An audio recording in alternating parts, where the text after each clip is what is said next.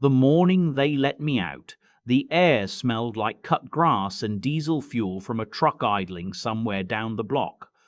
I stood at the gate for a moment, just a moment, and breathed it in. 63 years old, and I had forgotten what it felt like to smell something other than concrete and industrial cleaner. I didn't cry. I cried everything out a long time ago.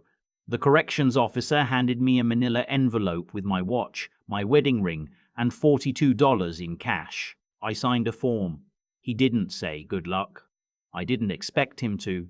I walked out into a Tuesday morning in September, and I sat down on a bench across the street from the facility, and I just watched a pigeon eat a piece of a hot dog bun for about 3 minutes. Then I opened my phone, the one my attorney had kept for me, and I made a call.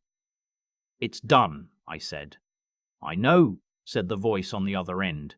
"Everything's been filed. They just don't know it yet." I said, "Thank you."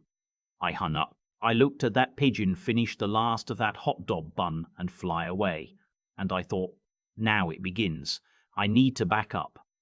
Because none of this makes sense without the beginning, and the beginning is not a dramatic story. It's just a life. My life. Which, for most of it, was a pretty ordinary one. I spent 31 years working in commercial real estate financing in the Midwest. Not flashy work, not the kind of thing that gets you on magazine covers. But I was good at it, and by the time I retired at 60, my wife and I had built something real. A house in Downers Grove outside Chicago, a lake cabin in Wisconsin we went to every July, retirement accounts that didn't make me rich but made me comfortable, and one son, our only child, who I believed, until I was 58 years old, was the best thing I had ever done. My wife passed 8 years before all of this happened. Pancreatic cancer. 14 months from diagnosis to the end. I won't go into that too much because that grief belongs to her, not to this story. But I will say that after she died, my son became everything to me. I moved to be closer to him. I watched him build his career. I was at his wedding. I was in the room when his daughter was born. That little girl. She was 2 years old when her father sent me to prison. My son married a woman I'll call his wife, because that is what she was, and because a name would make her too small for what she actually is. She is not small. She is very precise. The first time I met her, she was 29, and I remember thinking she seemed like someone who had rehearsed the conversation in advance. Not rude. Never rude. Just calibrated. Every smile arrived exactly on schedule. My son loved her completely. I could see that. I accepted it. I tried. For a while it was fine. Holidays were cordial. She kept her distance from me in a polite way, and I kept mine. We didn't need to be close. She had her family, I had my routines. My son moved between our two worlds without seeming to notice the distance. What I didn't know, what I couldn't have known, was that starting sometime in the 3rd year of their marriage, my son had been seeing someone else. I found this out much later. I am telling you now so you understand the shape of everything that followed. Her name doesn't matter either. She was 31. She worked at the firm where my son was a mid-level financial analyst. They'd been together almost a year when his wife found out. And when his wife found out, she didn't leave. She made a calculation, and the calculation was, if he stays with me, he has to give me something. And what she wanted was the one thing that stood between her and total control of my son's finances. Me. I had co-signed on a business property my son had purchased 4 years earlier, a small commercial building in a suburb of Chicago that he'd been renting out as a source of side income. It was his idea, and I'd put up equity from my own home as partial security to help him qualify for the loan. It wasn't a huge amount, but it was real, and it was leverage, and his wife understood leverage. She told my son, "Get your father off this property and out of this arrangement, or I'm filing for divorce and telling your employer about the affair." My son panicked. I know this now. At the time, I only knew that he came to me one Sunday afternoon and asked me, very carefully, very precisely, in a way that did not sound like him, to sign over my interest in the property. I said no, not because I wanted to be difficult, not because of money. I said no because something felt wrong. The ask was too scripted. His eyes kept moving away from mine. In 35 years of knowing my son, I had learned to read the difference between him being stressed and him being afraid. That Sunday, he was afraid. I told him, "Whatever is happening, you can tell me.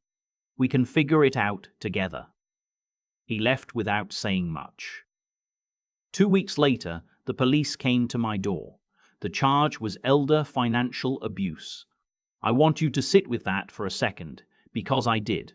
I stood in my own kitchen while 2 officers from the Cook County Sheriff's Department explained that a complaint had been filed alleging that I had coerced my son into the co-signing arrangement, that I had used emotional pressure and the threat of withdrawing financial support to manipulate him into giving me equity in his property. The story was backward.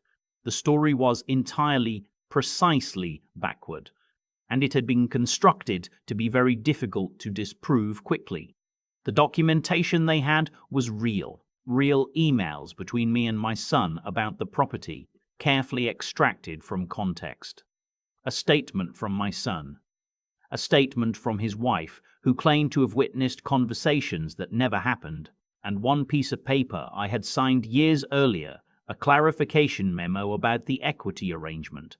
That, taken alone, out of the full context of our relationship and the loan history, could be made to look like something it was not. My attorney, a man I had worked with for years on property matters, told me flat out, "This is going to take time to unwind. The paperwork is real even if the interpretation is wrong. We need documentation, we need witnesses, and we need time." Time, in the American legal system, is not free. I was 61 years old. I was not a flight risk. I had no criminal record, and I sat in Cook County Jail for 11 days before my bail hearing because the initial bail was set at a level my attorney needed time to challenge. 11 days. I know that doesn't sound long. I want to tell you that it felt long. When I finally made bail, the conditions required me to stay within the county, surrender my passport, and have no contact with my son or his wife. I was living in a rental apartment by then. I'd sold my Downers Grove house 2 years earlier, partly to have liquidity, partly because it was too big for one person. That sale, too, was later twisted into evidence of me liquidating assets improperly. My attorney and I fought for 14 months. During that time, I watched my savings drain. I watched the people who had known me my whole professional life receive court documents with my name on them. I watched my son walk into a courthouse in a good suit and testify against me. I did not look at him while he spoke. I looked at the table, not out of shame, out of something I don't have a good word for. A kind of grief that is worse than grief because the person is still alive. At 62, I was convicted on a reduced charge, sentenced to 18 months with credit for time served and good behavior making the actual term closer to 14. Held at a minimum security facility in southern Illinois. My granddaughter was 2.5 years old. People ask what you do in there, meaning how do you survive it? The honest answer is you do what you can. I read. I wrote letters to my attorney mostly, but also to my sister in Phoenix and sometimes just to myself, because writing was the only way I had to stay organized in my own mind. I had a cellmate for the first 6 months, a former electrician named Harold, who was serving out the tail end of a tax fraud sentence, and he was the best company I could have asked for in those circumstances. We played cards. We talked about baseball. He asked about my wife once and listened to the whole answer without rushing me. I want to be clear about something. My son and his wife visited. They came to that facility 3 times in the first 8 months. Every time I declined to see them. This was not easy. The first time I turned down a visit. I went back to my bunk and sat very still for about an hour, because part of me, the part that had coached his little league team, the part that had danced with him at his prom because his date cancelled, and he was so embarrassed, and I told him we'd make it a good story someday. That part of me wanted to see his face more than it wanted almost anything, but I was not going to give them the satisfaction of watching me break. And more than that, I had a plan, and the plan required me to be very quiet and very patient for a very specific period of time. I had started the plan before the conviction. My attorney, working on a payment arrangement that I am still grateful for to this day, had been quietly gathering everything. Bank records, the complete email threads, not the extracted pieces, loan origination documents, a property timeline that clearly showed the sequence of events and who had initiated every step of the equity arrangement. And one thing my son did not know I had: recordings. Not illegal recordings. In Illinois, one-party consent applies, which means you can record a conversation you are participating in. Before any of this happened, when I first started feeling that something was wrong, when the Sunday visit left me uneasy, I had started keeping voice memos on my phone during our calls. I didn't know why. Instinct, maybe. Or just the financial professional in me who had spent 3 decades knowing that conversations without documentation don't exist. In those recordings, my son had said things that directly contradicted his testimony. Not dramatically, not in one obvious smoking gun moment, in the way real conversations actually work. Casually, across a dozen calls, in the way he referenced the property as his idea, in the way he talked about his wife's pressure, in the way he once said, laughing a little, "I know you're basically doing me a favor on this, Dad." My attorney had been building the case for a post-conviction appeal and a civil suit simultaneously. The civil suit was the part that would matter more. During those 14 months at the facility, I had also given my attorney limited power of attorney to act on one specific matter: my interest in the commercial property, which had never actually been legally transferred despite the conviction, because the criminal case had moved faster than the civil proceedings. The property had appreciated. The tenants were solid, and I had rights to it that, my attorney assured me, were about to become very expensive for the people who had tried to take them. I did not tell my son this. I declined his visits, I accepted my sentence, and I waited. On the morning of my release, I called my attorney from that bench outside the facility. After I hung up, I sat there for another 20 minutes, not thinking about my son, thinking about my granddaughter, who was now 4 years old and who did not know me at all. That was the part that cost me sleep. Not the money, not the time, not the record that my attorney was already petitioning to have expunged. The 4-year-old who had never eaten breakfast with me or heard me read to her or watched me fix anything in a garage. My wife would have been her grandmother. My wife would have known exactly what to do with that little girl. I got in a car that my attorney had arranged, and I went to the extended stay hotel where I was going to live for the next 2 months, and I ordered a large pizza, and I watched 3 innings of a Cubs game, and I went to sleep at 8:30 in the evening. The next morning my attorney called me with the full rundown. The civil suit, which had been filed quietly while I was incarcerated, had moved through discovery and was now approaching settlement. The other side's attorney, and I want you to note that they had apparently hired an attorney, which tells you how seriously they took the situation, had received our full documentation package 2 weeks earlier. The recordings, the complete loan history, the testimony from the original loan officer, who remembered the transaction clearly and whose account matched mine, and a deposition from a colleague of my son's, who had, it turned out, witnessed a conversation between my son and his wife, in which she explicitly discussed removing me from the property. My son's wife had hired that attorney with money from a joint account she had moved the week before they filed the complaint against me. My attorney had found this in discovery. It was not, strictly speaking, illegal, but it told a story about premeditation that the civil case was going to make very visible. They settled before it went to a hearing. I am not going to tell you the exact amount because it's in a sealed agreement. What I will tell you is that it covered my legal fees, my lost retirement income from the incarceration period, and my full equity position in the property with appreciation. It was not nothing. My son also lost his job. This was not related to the civil suit. The affair had come out eventually, on its own timeline, the way those things do. His employer had a morality clause. His wife filed for divorce 3 months after the settlement. I found all of this out from my sister, who had maintained a careful, neutral position throughout, close enough to the situation to know what was happening, far enough away not to be pulled into it. She's always been the smarter one of us. People sometimes ask me if I've talked to him since. Once, about 4 months after my release, he called me. I let it go to voicemail.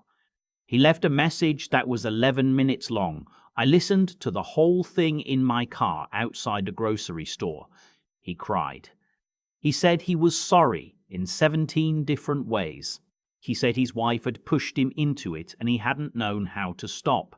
And he told himself, I would be okay because I was strong, and he hated himself for that reasoning. He said he missed me. He said he wanted his daughter to know her grandfather. I sat in that car for a long time after the message ended. I didn't call back that day.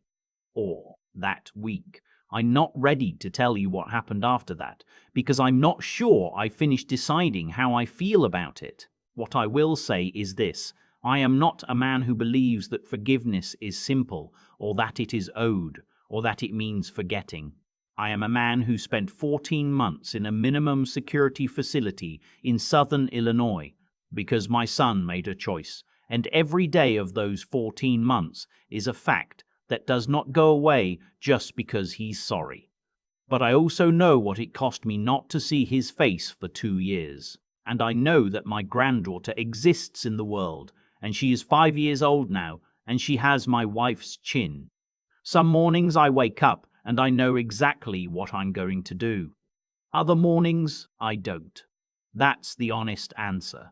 What I do know, what I am certain of, sitting here in this apartment that is smaller than anything I lived in for 30 years, but that is mine, that no one can take from me, is that I did not let them make me into something broken. I was careful, and I was patient, and I kept my head clear when everything in me wanted to scream. My wife used to say that the only thing a man really owns is how he handles the worst thing that ever happened to him. She was right about most things. She was right about that. I'd had a lot of time to think about how any of this was possible. Not just the legal part, the human part. How a man I raised, a man I coached and drove to school and sat next to in the hospital when his daughter was born, could look at me across a courtroom and say things that weren't true. I've turned that question over probably 10,000 times since then. In a bunk in southern Illinois. In a parking lot outside a grocery store. On quiet mornings in this apartment when the coffee's going and there's nothing else to fill the silence. What I've landed on is this. Actions don't stay local. They spread. My son made one bad choice, the affair, and instead of owning it, he made another to cover it, and then another, each one a little worse than the last, each one requiring more from him until the thing he was protecting wasn't even love anymore. It was just the architecture of lies he built around himself. By the time he testified against me, I don't think he was doing it out of cruelty. I think he was doing it because he had run out of any other moves. That doesn't make it right, but it does explain how an ordinary person gets to an extraordinary wrong. And here's what I know about that kind of momentum. It doesn't stop on its own. It lands somewhere, everything my son put into motion. The false statements, the manufactured evidence, the money his wife moved to pay an attorney before they'd even filed the complaint, all of it kept moving long after I was sitting in a facility in southern Illinois with nothing left to lose. It moved through discovery. It moved into depositions. It moved into a settlement conference where his attorney sat across from mine and did the math. The truth doesn't always move fast. But in my experience, it is extremely difficult to permanently outrun. What kept me intact through all of it was not hope, exactly. It was more like discipline. I had learned over 30 years of financing commercial real estate that the worst thing you can do in a bad situation is make it worse through panic.